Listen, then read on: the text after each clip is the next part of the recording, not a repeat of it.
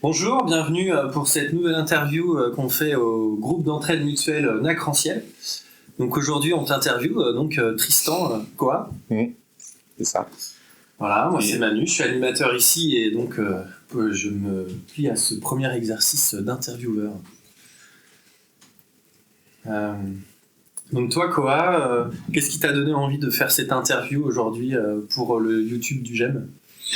J'avais envie de participer au projet YouTube, de participer, on va dire, de l'autre côté de la caméra, parce que les autres interviews, j'étais en caméraman, réalisateur, et là, je voulais moi aussi passer à casserole, passer à l'interview et être interviewé sur... Bah c'est bien, c'est très intéressant, surtout que quand on a préparé ce moment-là, il y a plein de choses riches dans ton parcours de vie, donc je suis sûr qu'il va pouvoir intéresser les gens, certains pourront peut-être s'y reconnaître, en tout cas voilà, le temps qu'on va passer ensemble, ça va être fait pour mieux te connaître, et que toi, que tu aies aussi l'occasion de pouvoir t'exprimer sur qui tu es et quel est ton parcours de vie. On se disait qu'on pouvait commencer par ton enfance, toi, comment tu as vécu tes premières années de vie ? Ça a été apparemment mouvementé parce que la maternelle, j'ai des vagues souvenirs, mais c'est pas... Voilà. La primaire, je m'en souviens un petit peu mieux. C'est vrai que ça a été assez compliqué parce que il faut savoir que je suis autiste atypique. Okay. Donc c'est une catégorie d'autisme qui n'existe plus, mais qui se trouvait entre guillemets entre l'autisme Asperger et l'autisme infantile. Donc c'est sans déficience intellectuelle, mais avec tout de même un handicap peut-être un peu plus... à une prise en charge plus importante en tout cas que par rapport à l'autisme Asperger. Et faut dire que l'école primaire où j'étais était clairement pas adaptée à mon parcours, enfin pas adapté à mon profil. Ouais. Toi t'es né en 96 je crois. Oui. Et donc l'école, voilà, c'est le début des années 2000 en fait. Oui, c'est ça. L'autisme à cette époque-là n'était pas encore très bien pris en charge en France. Il a fallu attendre 2005 et puis 2012. Là, 80, je suis rentré à l'école en 99. Ça a été, oui, c'est pas vraiment les années... on va dire où l'autisme était vraiment pris, enfin si c'était pris en charge pour les parties, pour les profils, on va dire très lourds avec déficience intellectuelle généralement. Plutôt type Caner à l'époque. Comment t'as vécu, comment t'étais dans l'école avec les autres élèves, avec les enseignants ? Quels souvenirs t'en gardes de cette période-là ? Alors c'était avec les camarades, c'était beaucoup de harcèlement. Okay. Dès les premières années d'école ? Je dirais CE1. Très tôt. CE1, CE2, ouais. Très tôt. Ouais. À partir du CE1, CE2, ça a commencé à dériver. Disons que le CP, ça se passait encore. Alors, j'avais pas un instituteur très patient, mais sinon, c'est plutôt CE1, CE2. Où ça a commencé on voyait que ma place n'était pas surtout avec les camarades, ça se passait pas très bien du tout. En termes de purement scolaire, c'était ci et là, donc il y avait des matières auxquelles j'étais le premier de la classe, d'autres matières où j'avais pas trop envie de travailler parce que je trouvais pas l'intérêt forcément de travailler certaines matières, et d'autres je trouvais plus d'intérêt. Alors c'est vraiment typiquement sur les intérêts spécifiques pour la science et tout, j'excellais, et pour ce qui était des rédactions français et tout, là c'était beaucoup plus compliqué. Non, sinon oui, après c'était surtout du relationnel, surtout relationnel qui pêchait le plus. Ouais. Ok. Et toi, est-ce que donc t'es resté à l'école jusqu'à tes 10 ans à peu près, je crois. Ouais. Et suite à ça, donc on t'a proposé un nouveau parcours au sein de l'école? Oui, en fait, il se trouvait que à partir du CE2, CM1, en fait, mon comportement était tellement, même CP, CE1 aussi, mais mon comportement était tellement atypique, tellement autiste finalement. C'est assez dans l'archétype de l'autisme qui fait des écolalis, qui crie, qui tape sur son bureau, qui fait des mouvements de stéréotypie comme ça, par exemple, et tout ça. Donc, quelque chose qui était vraiment pas adapté au milieu scolaire classique. Et du coup, on m'a orienté vers un IME. Oui. Tu dis que toi, ton comportement n'était pas adapté, mais le milieu scolaire était du coup pas adapté à toi. Oui, c'est ça. Plus, qui fait que tu n'avais peut-être aussi pas les espaces pour t'exprimer et voilà, plein d'écolalis, comme tu dis, tous ces mouvements répétitifs. Ouais.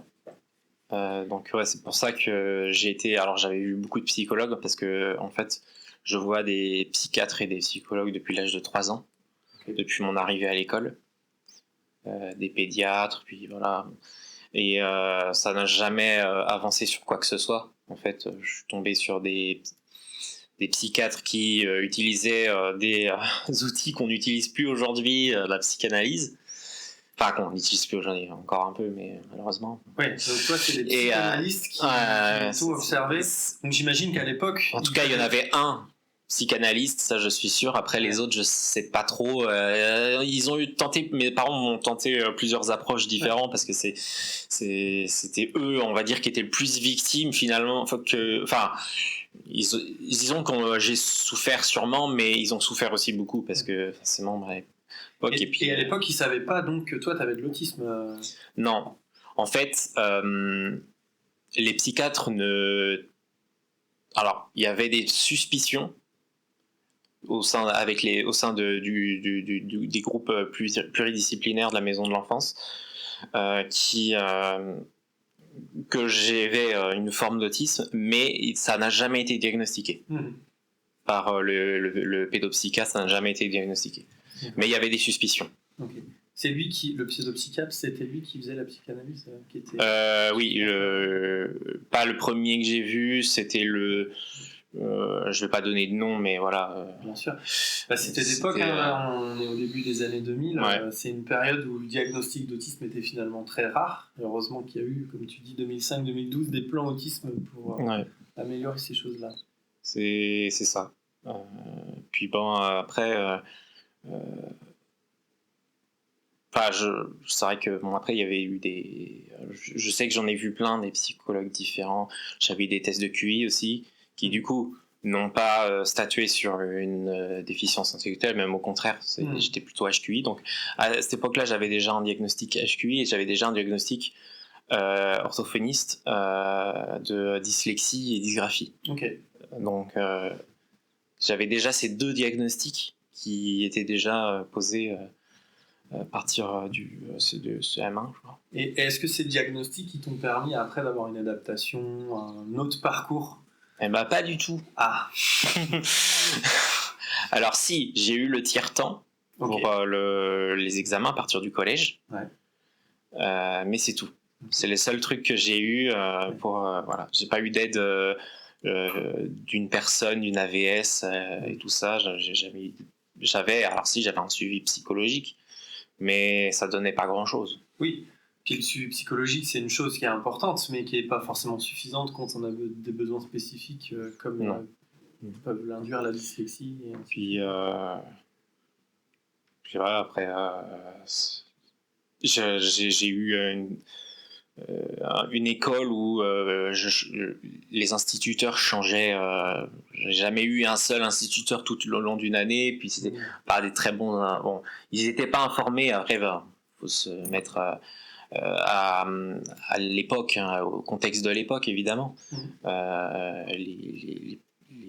Les instituteurs, les psychologues et tout n'étaient pas formés à l'autisme, donc après c'était compliqué. Mais du coup j'ai été orienté vers un IME, ce qui n'est pas adapté pour un autiste non plus. IME, donc oui, Institut médico-éducatif. C'est une orientation, voilà, pour... donc il y a un peu d'écoles à l'IME. Je crois Ouais. qu'ils font surtout du travail éducatif là-bas. Ouais, c'est ça. T'avais quel âge toi 10 ans, 10 ans à l'IME, ouais. Donc c'est pareil, là on est en 2006 à peu près. c'est ça. Ok. Et tes années IME, qu'est-ce que combien de temps t'es resté à l'IME? 2 ans. 2 ans. Et ces 2 années-là, comment tu les as vécues? Je dirais que la première année m'a aidé, et la deuxième année, je m'ennuyais. Voilà. La première année, ça m'a aidé dans le sens où je me suis retrouvé avec une équipe plus... comment dire, plus encadrée. C'est-à-dire qu'il y avait... voilà, il y a un adulte peut-être pour 5 enfants. Voilà, c'est beaucoup plus... il y a des éducateurs qui sont formés pour le coup au handicap, etc. Alors c'était pas parfait, hein, évidemment, mais voilà, c'était au niveau, on va dire, de l'encadrement, on va dire éducatif. Ouais. Ça m'a aidé au début parce que ce que je n'avais pas à l'école et dans la famille, je n'avais pas d'aide adaptée. L'IME n'était pas vraiment adapté à mon profil d'autisme, mais il y avait quand même une certaine adaptation au handicap des enfants. Voilà, c'était un peu plus... Il répondait peut-être un peu plus à tes besoins. Oui, c'est ça. Voilà. Qu'il soit plus aux besoins. Voilà. Ouais. C'est important de le dire parce que je sais que beaucoup de familles, tu parlais de tes parents tout à l'heure qui ont vécu difficilement ton enfance, beaucoup de familles savent pas vraiment ce qui va se passer à l'IME pour leur enfant et des fois ça peut être un échec, vécu comme un échec pour des parents. Oui, et ça a été important de dire que ça peut aider aussi, même si c'est pas parfait, ça a pu t'aider quand même d'une certaine manière. Ouais. Oui, ça a aidé à recadrer un peu mon comportement vis-à-vis socialement, qui est pas recadré, voilà, c'est autisme, mais... Oui, puis te permettre peut-être de mieux comprendre aussi ton environnement, quoi. C'est ça. Après, relationnel avec les camarades, c'est compliqué. Disons qu'il y a des profils... c'est que les IME, il y a aussi beaucoup de retard mental, d'handicap... alors, c'est pas du handicap moteur parce que là, on est sur une autre structure. Mais il y a certains groupes il y a plusieurs styles de handicap, plusieurs genres, groupes. C'est un groupe varié, voilà. Je n'ai pas qu'avec des autistes et tout ça, donc c'était pas toujours facile. Il y avait des très hétérogènes. Toi, avec ton profil plutôt HQI, finalement se retrouver de manière hétérogène avec des jeunes qui peuvent avoir une déficience et toutes leurs particularités à eux, fait que toi, dans le groupe, tu t'y retrouvais pas forcément. Non. C'est ce que tu veux dire. Ouais, dans le groupe, alors j'avais un ami que je n'ai plus aujourd'hui, mais j'avais un ami qui est... donc ça c'était déjà bien. Et mais voilà, c'est tout. Et puis après, je suis pas le seul autiste, on va dire Asperger, en tout cas autiste atypique, à aller dans ce genre de structure. Et je suis toujours pas. Il y en a toujours qui le font d'ailleurs. Mais oui, c'était quand même assez hétérogène. Puis voilà, il y a des problèmes de comportement aussi qui sont plus entre enfants. Il y a beaucoup de bagarres, par exemple. Voilà, et il y a des petites frappes, comme je dis. Des petites frappes. Ouais. Ok. C'est ça. Ouais. Et j'ai l'impression. Des petits gredins qui s'amusent à embêter les autres, à les taper, tout ça, à les harceler. Toi, tu y étais aussi à cette époque-là dans la partie des personnes harcelées? Ouais. Je l'ai été beaucoup. Ouais. À l'école avant? À l'école, à l'IME aussi, ouais. Et qu'est-ce que je voulais te demander C'est différent parce que à l'école, j'étais vraiment à l'école primaire, j'étais vraiment le mouton noir. C'était vraiment moi qui étais harcelé par le reste de la classe, quasiment. Alors que à l'IME, ça se chamaille. Tout le monde se chamaille entre eux et finalement, ça m'a moins marqué. Oui, ce que je voulais te dire, c'est peut-être que finalement, à l'époque, tu as été orienté, toi, à l'IME, parce que, justement, à cette époque-là, l'école étant peu capable, habituée d'accueillir des enfants autistes, finalement, il n'y avait pas tellement d'autres options que l'IME, qui est vraiment un autre extrême, en fait, dans le parcours d'un enfant, quoi. Donc, je sais pas si aujourd'hui il y en a, mais il y a des il y a beaucoup plus de dispositifs entre les deux aujourd'hui qui permettent déjà de mieux accueillir les enfants à l'école. Et il y a différents dispositifs avant d'aller jusqu'à l'institut médico-éducatif, qui répond à des besoins d'enfants. Donc toi, 2 ans là-bas, Ouais, deuxième année, c'était plus compliqué parce que j'avais vraiment envie d'en sortir et c'était vraiment... Enfin, j'en avais marre. Et puis, j'avais un niveau qui était bien au-dessus des autres niveaux scolaires et du coup, je redemandais du travail qu'ils ne pouvaient pas me fournir forcément. Je lisais beaucoup à cette époque-là. Et c'est ça qui les ont amenés à te proposer de réintégrer l'école ? Ouais. Tu es retourné au collège après ? Au collège directement, oui. En 5e. 5e, ok, ouais. Donc, passage 2 ans, puis 5e. Donc, ensuite, tu as fait année de collège, année de lycée, jusqu'au bac. Ouais, c'est ça. Ouais. Collège, j'ai fait 5e, 4e, 3e. J'ai fait un bac pro électronique, électrotechnique. On appelle le bac pro MLEC maintenant. Et voilà. Après, j'ai continué mes études.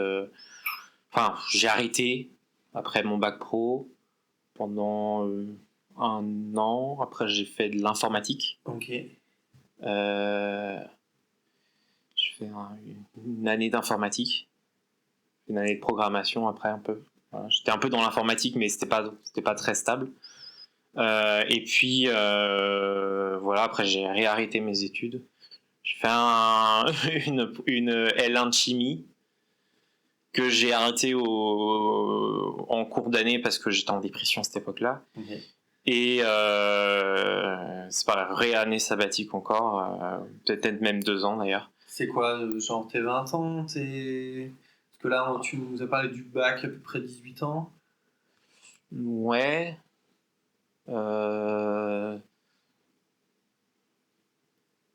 J'ai du mal avec les dates. Ouais, pas de souci. Parce que, donc oui, t'as le bac, après dépression, puisque sur la même période à peu près, t'as réentamé les démarches diagnostiques par rapport à l'autisme. Ouais, en fait, l'informatique, je sais que c'était vers 2015-2016. Ouais, ok. Après, j'ai arrêté, et après, j'ai fait ma L1 de chimie en 2018. Ouais. Okay. Et après, j'ai arrêté une année, et après, j'ai fait ma licence... ma licence d'aéronautique. Ouais, donc là, on est entre tes 18 et tes 24 ans. C'est ça. Près, quoi, ouais. Donc, une période, comment tu vivais, toi, cette période-là ? Parce que donc, tu sors de collège-lycée, enfin, de toutes tes années d'études, avec ce passage en IME, du harcèlement, et après, tu arrives donc à l'âge adulte, et tu me disais tout à l'heure que tu as eu un diagnostic d'autisme, donc en 2016, à tes 20 ans. C'est ça. Du coup, pourquoi est-ce que ça arrive si tard ? Et pourquoi est-ce qu'à 20 ans, tu as réentamé en fait, ces démarches-là ? En fait, il faut savoir que quand j'ai arrêté le suivi, quand je suis parti au collège, j'ai arrêté le suivi psychiatrique. Okay. Donc, voilà, il y avait une coupure là-dessus. Et après le lycée, j'ai commencé une période de dépression où je savais plus ce que faire de ma vie. Et ça a été très compliqué. Voilà, j'ai un peu traîné la patte. Voilà, puis après, je me suis posé des questions sur moi-même. Puis, enfin, voilà, c'était une période un peu floue, un peu trouble. Faut savoir qu'en plus à ce moment-là, j'ai vécu des traumatismes assez violents, de violents traumatismes dans la sphère familiale. ce qui voilà, ce qui a pas arrangé à la dépression en fait finalement. Et du coup, je me suis posé beaucoup de questions. Je me suis renseigné sur moi-même parce que voilà, j'étais un peu dans le. Pour reprendre un peu, ce que je trouve intéressant, c'est que toi, c'est ta période de lycée avec un traumatisme vécu en famille, l'exclusion que tu vis au lycée, qui t'amène à une introspection et donc à te renseigner sur comment tu fonctionnes finalement. Assez jeune, enfin je veux dire, faire ça en tant que lycéen, ça montre un sacré caractère, quoi. Que je pense que beaucoup de lycéens ne pourraient pas avoir comme caractère. Et c'est ça qui t'a amené après à te questionner sur l'autisme. Oui, c'est ça. Donc toi, tu as eu la dépression au lycée qui t'a amené donc à faire une introspection et à réfléchir sur toi, ce qui montre une sacrée force de caractère. Et donc, derrière, comment est-ce que tu t'es renseigné sur l'autisme et qu'est-ce qui t'a amené vers ce chemin-là, en fait ? En fait, je me suis... pendant mes recherches, je suis tombé sur un forum que certains connaissent peut-être, qui s'appelle Asperanza, qui parlait d'autisme. En fait, je m'étais renseigné sur plusieurs pathologies mentales parce que je savais que j'avais quelque chose et puis on me le reprochait assez souvent. Puis après, j'avais lu mon dossier scolaire et mes dossiers MDPH, tout ça, qui avaient les comptes rendus psy et tout. Je savais qu'il y avait eu une suspicion d'autisme. Du coup, je me suis renseigné sur le domaine. Et du coup, j'ai trouvé ce forum. J'ai discuté un petit peu avec les gens, puis ils m'ont conseillé un petit peu, en fait, comme on fait un peu là où j'aime, mais là, c'était sur un forum.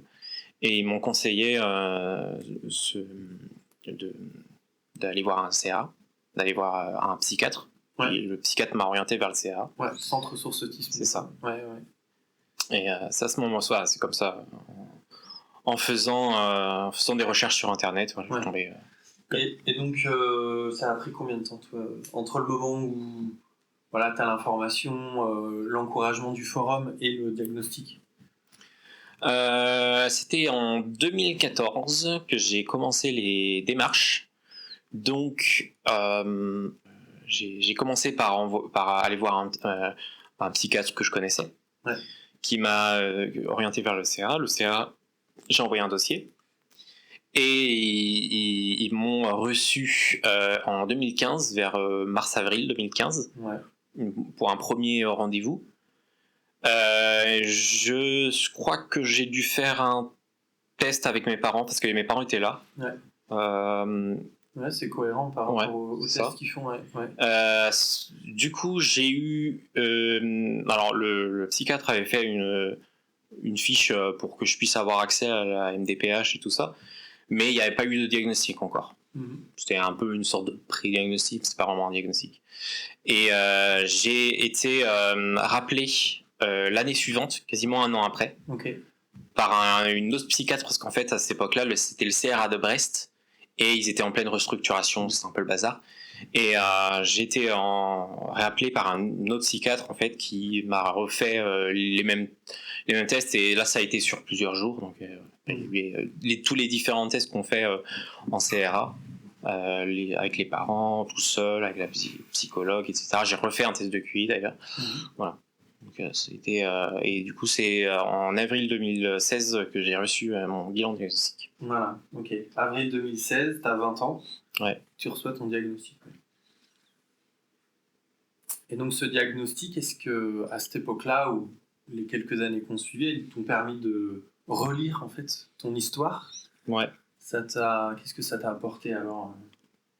Ça a beaucoup changé ma vie, parce que, en tout cas au début, parce que avant que je fasse les démarches pour le diagnostic, j'étais vraiment perdu. J'avais un ami qui était perdu aussi avec moi, donc on traînait un peu, voilà, on savait pas trop ce que faire et tout, on savait même pas qui on était. C'était moi, à cette époque-là, je voulais vivre dans la nature, voilà. Je voulais tout claquer, aller vivre dans la nature tout seul, aller vivre dans une meute de loups. C'est aussi dans tes IS qu'on parle. Voilà, c'est ça. Et bon, après, du coup, quand j'ai eu mon diagnostic, ça a changé parce que je me suis dit je vais reprendre ma vie en main. Ok. Je vais pas m'arrêter là. Je vais reprendre les études. Il faut que je reprenne les études. J'ai envie de faire des études universitaires. Donc je me suis mis à travailler, à refaire des remises à niveau un petit peu et tout. C'est à ce moment-là du coup que je me suis mis à faire de la programmation informatique. Parce que je voulais m'orienter là-dedans. Et puis voilà. Ça a été vraiment plus une sorte de coup de fouet un peu en me disant je suis autiste, je suis pas bête, j'ai juste un problème c'est pas un problème, c'est même pas un problème, voilà, c'est un fonctionnement atypique, un fonctionnement atypique, voilà. Ça m'a remis un peu les idées en place. Toi, c'est à la même période que tu as eu le diagnostic que du coup tu t'es mis à vivre seul. Ouais, c'est ça. Juste un an après, parce que ça se passait vraiment mal avec ma famille, c'était vraiment pas possible. Et du coup, j'ai réussi à trouver un logement social en fait, un appartement. Donc ça m'a aidé au départ parce que vivre seul et tout, c'était vraiment ce que j'avais besoin. Et il y a eu un contre-coup parce que finalement j'ai eu un contre-coup de mon traumatisme qui s'est passé 2 ans plus tôt, en 2015. Ouais. Et j'ai eu un peu une dépression parce que finalement la pression et dépression. Je vais vivre seul et du coup j'ai eu une énorme dépression et ça a été très très très dur. T'as pu être accompagné dès ce moment-là par rapport à ça, par des professionnels Non, non, pas vraiment. Parce que j'étais allé en CMP, mais finalement ça s'est pas bien passé. Voilà, j'ai eu une TS. Donc ça passe sur YouTube. Voilà. Du coup, ça a été très. Voilà. Ouais, début de période un peu complexe. C'est aussi. Ouais, c'est un peu ambivalent si j'entends bien, parce qu'à la fois tu as l'énergie du diagnostic de te dire que toi t'es pas fou. Non. Voilà. C'est l'autisme qui explique tes différences par rapport aux autres, et en même temps ce traumatisme qui te plombe quoi, et qui t'apporte cette dépression là quoi. Donc les années qui suivent, de 20 à 30 ans, donc tu as pas mal d'essais aussi au niveau professionnel. C'est ça. Comme je disais, après mon bac pro informatique, je suis parti dans mon bac pro électronique, pardon, je suis parti dans l'informatique. Et après, j'ai justement à l'époque où j'avais pris mon indépendance et tout ça, j'avais essayé de juste en sortant de mon bac pro, ma formation en informatique, j'avais essayé de faire une L1 de chimie. Sauf que c'était juste pile au moment où j'ai eu la dépression, donc j'ai pas pu suivre les cours. Puis après, j'ai arrêté. Pendant un temps, j'ai déménagé parce que le logement où j'étais, ça se passait pas bien avec un voisin. Un voisin qui était vraiment... Ouais. Bon. Et moi, avant mon diagnostic autiste, je pensais que j'étais fou. Et finalement, j'ai vu une personne qui était vraiment folle. Et ça m'a un peu... voilà. Moi, je suis pas fou, je suis juste autiste. Voilà. C'est ça. Avant le diagnostic, les autres te trouvent bizarre. Après le diagnostic, c'est toi qui trouves bizarre. C'est un peu ça. Je suis toujours un peu bizarre après. J'aime bien mon atypicité, mon excentricité aussi. C'est important, mais... Pour en parler d'ailleurs, donc tu parlais tout à l'heure de ton intérêt spécifique pour les loups. Ouais. Donc tu as eu une période où tu voulais vivre avec comme un loup. Comment t'as transformé ça après? Quelle place ça a dans ta vie, l'univers des loups et les autres univers que t'as Juste pour finir sur les différentes formations, parce qu'après ma tentative de faire de la chimie qui était ratée, Après, je suis parti. J'ai fait une année sabbatique où je me suis reposé. J'allais déménager, je me suis reposé un peu. Ça m'a fait beaucoup de bien. J'étais un peu plus à la campagne. Et après, j'ai fait 2 ans de BTS aéronautique. Voilà. Enfin, BTS aéronautique côté de Brest. Et voilà, ça m'a permis de cocher un objectif. Et voilà. Donc après, pour reprendre l'autre question sur les loups, en fait, ça a toujours été une passion depuis que je suis tout petit, les loups. J'ai toujours collectionné les livres, collectionné les photos, les posters, les figurines. Alors, bon, c'est ma maison, c'est surtout ma chambre, il y a des loups partout. Il y a des renards aussi. Voilà, j'ai toujours adoré. Je me souviens que après le collège, je regardais toujours des photos de loups avant de me coucher. Okay. Voilà. Et puis, d'autres animaux aussi. C'est surtout les loups. Et puis après, ça s'est mué en un peu plus d'activisme. Parce que je suis membre de 2 associations qui s'appellent Ferus et Aspas, qui sont dont l'un des buts est la conservation et la protection des grands prédateurs, des loups, des ours et des lynx. Donc ça a été voilà, j'ai commencé depuis 2017 chez Ferus et 2020 chez Aspas. C'est intéressant que tu aies transformé, enfin que tu aies pu mobiliser tes passions, ton intérêt spécifique, pour en faire quelque chose d'utile au-delà de ton propre... Puis après, ça a été aussi... j'ai rejoint d'autres communautés proches des animaux, des communautés vraiment très proches des animaux, d'animaux totems, etc., qui sont... dont je fais toujours partie, dont je parle sur ma chaîne principale. J'ai aussi fait, après le Covid, une formation de soigneur animalier, option comportementaliste canin. Donc après, j'ai travaillé un petit peu avec les chiens en tant que bénévole SPA, et j'ai bossé un petit peu en pension, et voilà, ça ce qui m'a amené ici.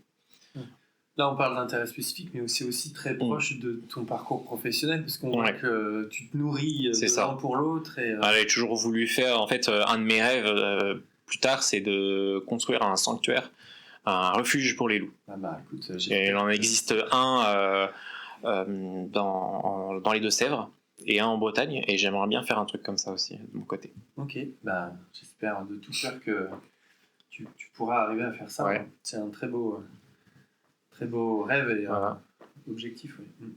Après, voilà, j'ai des intérêts spécifiques qui sont liés de près ou de loin aux animaux, puis j'aime beaucoup la fantaisie aussi. Voilà, je suis un écrivain fantasy. Donc, voilà. Ok. C'est de mes autres passions. Ok. Des choses que tu partages aussi d'une certaine manière. Ouais. Je le partage un petit peu sur ma chaîne, et puis j'écris un livre aussi. Ouais. Donc ta chaîne, tu as aussi une chaîne YouTube qu'on pourra mettre en description. Ça s'appelle Loup Cosmique. Loup Cosmique, C'est ça. Ok, que tu nourris encore régulièrement. Donc il y a moyen de s'abonner et de suivre ce que tu fais tout le temps. Exact. C'est cool. Ok. J'adore la géographie aussi, donc je fais un peu... Voilà. C'est intéressant de voir à quel point tu as plein de richesses du côté animaux, tes passions, et que ça te donne une énergie. J'aime bien la science aussi, je fais une chronique sur la radio qui s'appelle Conscience Animaux.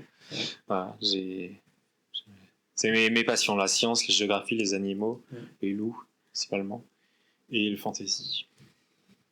Et oui, ça fait une transition d'ailleurs par rapport à un autre point qu'on voulait aborder, c'est le GEM, le groupe d'entraide, que toi tu as donc découvert il y a 1 an, quand tu avais 28 ans, là, cette année tu en as 29. Comment est-ce que tu as découvert le groupe d'entraide de Poitiers ? Je l'ai découvert parce que je suis suivi à l'UDAF qui l'emploi accompagné. J'ai découvert du coup grâce à eux l'existence du GEM, puis je suis venu, J'ai été accueilli par toi-même. Ah. Et voilà, puis j'ai adhéré. Et puis, je suis venu au début, je venais une fois par semaine. Puis après, il y a des moments où je suis venu un petit peu plus souvent.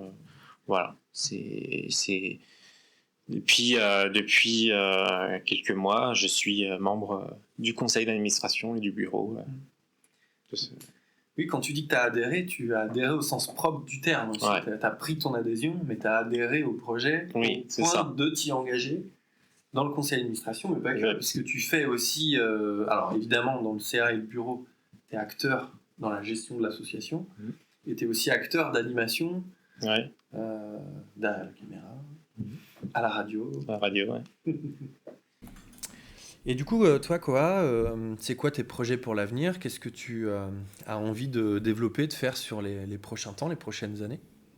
Alors, sur du très long terme, j'aimerais réaliser un film sur les loups. Et j'aimerais aussi créer mon refuge à loups. Et,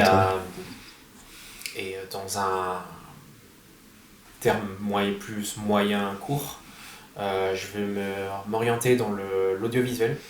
Ok. Pour faire une formation de réalisateur. Et puis, voilà. Puis après, sinon, je continue d'écrire mon livre, de faire mes vidéos dans mon coin, puis voilà, puis participer au GEM. Ouais. De te nourrir pour arriver jusqu'à tes objectifs, Ça. puisque je vois que déjà tu développes plein de choses de réalisation, de passion, d'engagement dans les associations, c'est formidable, quoi. Un peu de théâtre aussi, on va faire. Mais mon but, voilà, c'est plus, en tout cas, de travailler dans le monde de l'audiovisuel, dans le cinéma, puis avec les loups. Eh ben, je souhaite de tout cœur que tu réussisses ça. Ce serait formidable. De toute façon, j'imagine qu'on va avoir la suite puisque tu comptes continuer ici au GEM. Donc voilà. Est-ce que tu as envie de partager autre chose avant qu'on finisse l'interview? Non, particulièrement. J'espère que la vidéo vous aura plu, en tout cas. Ouais. N'hésitez pas à aller voir ma chaîne et à vous abonner à la chaîne du GEM aussi. Ouais. Et puis voilà. Et puis prenez soin de vous, protégez les loups. Et puis, voilà. Et oui, t'as raison. Moi, c'était un plaisir de faire l'interview, d'avoir pris le temps de parler de ton parcours. Je trouve que c'est toujours intéressant pour d'autres de regarder, voilà, d'apprendre des parcours et de se sortir de situations des fois où on a l'impression d'être coincé, où au final, on peut quand même s'épanouir, comme tu le montres, s'enrichir et avancer. C'est pas facile tous les jours. Le plus gros problème que j'ai actuellement, c'est financier. Ouais, ok. Ouais. C'est la sphère financière. Le reste, ça va. J'ai des amis, tout ça, mais financier, très compliqué. Ouais, ok. J'espère que j'arriverai à m'en sortir parce que ça pèse sur le moral aussi, forcément. Ouais, et puis il y a tout un sujet autour de la pauvreté quand on vit un handicap, quand on vit de l'autisme aussi. Est-ce que c'est possible ou pas d'accéder à l'AAH? Je sais pas si c'est ton cas. Si je l'ai. Ouais. Mais qui laisse quand même, enfin la hache est en dessous du seuil de pauvreté, donc c'est aussi ça une des difficultés. Bon, merci Koa d'avoir joué à ce jeu-là. C'est un plaisir. On se dit à bientôt pour une prochaine interview. On ne sait pas qui ce sera, mais on verra ça.